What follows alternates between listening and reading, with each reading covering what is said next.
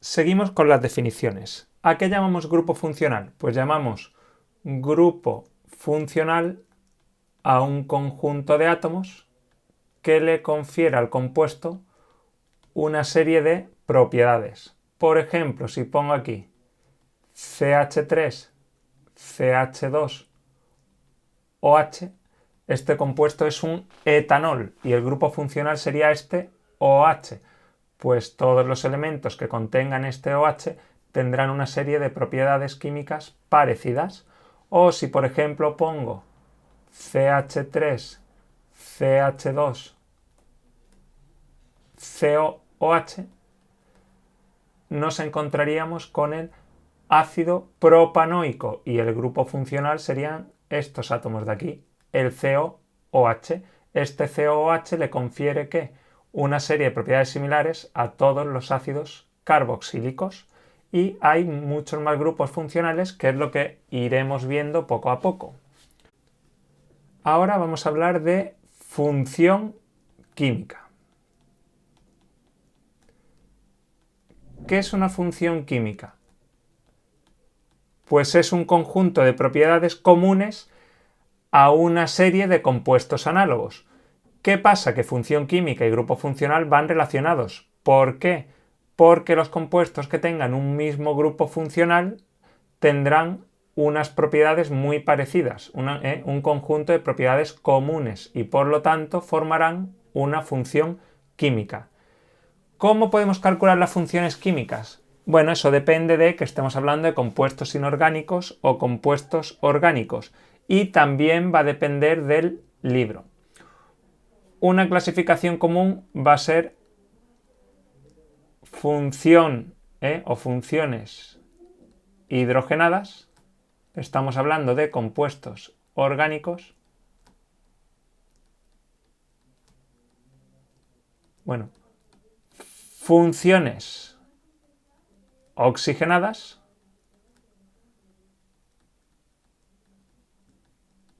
y por último funciones nitrogenadas.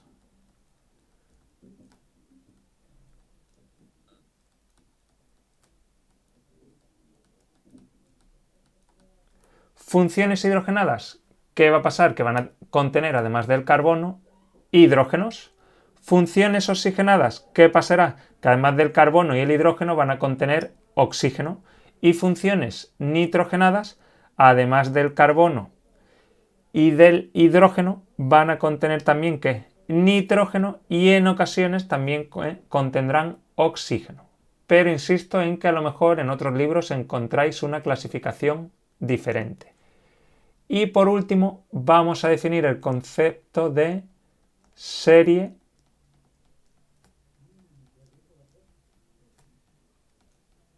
homóloga. ¿Qué es una serie homóloga? Pues un conjunto de compuestos que poseen el mismo grupo funcional pero diferentes números de CH2. Por ejemplo, este era el etanol. Si yo escribo el siguiente compuesto, CH3, CH2, CH2, OH, vemos que tienen el mismo grupo funcional. El OH, ambos son alcoholes y forman parte de la misma serie homóloga. ¿Por qué? Porque lo único que les diferencia es el número de ¿qué? De CH2. Este tiene un solo CH2 y este tiene 1 y 2.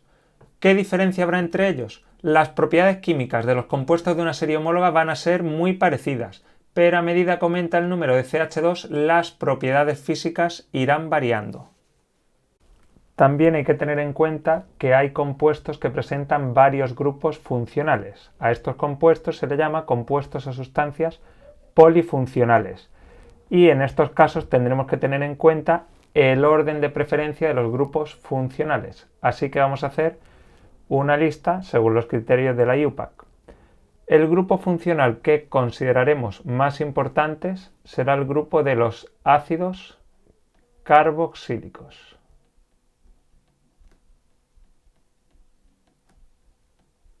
A continuación colocaremos los ésteres.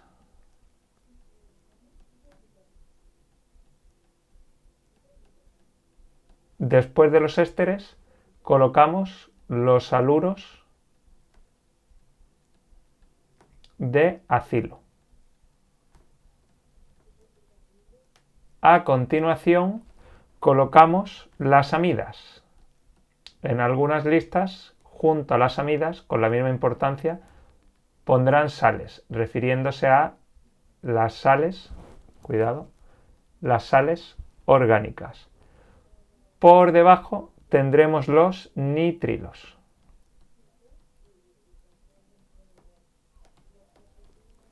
A continuación de los nitrilos, sigo la lista aquí, vendrían los aldehídos. Por debajo de los aldehídos vendrían las cetonas.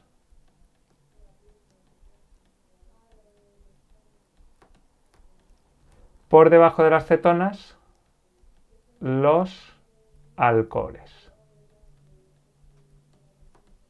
Por debajo de los alcoholes, las aminas. Por debajo de las aminas, los éteres. Muchas de las listas que os encontraréis acabarán aquí, en los éteres. Si seguimos, por debajo de los éteres, dentro de los que vamos a utilizar, vendrían los alquenos. Aunque insisto en que esto a lo mejor en muchas listas ni aparece. Después de los alquenos, los alquinos. Después de los alquinos, los derivados halogenados.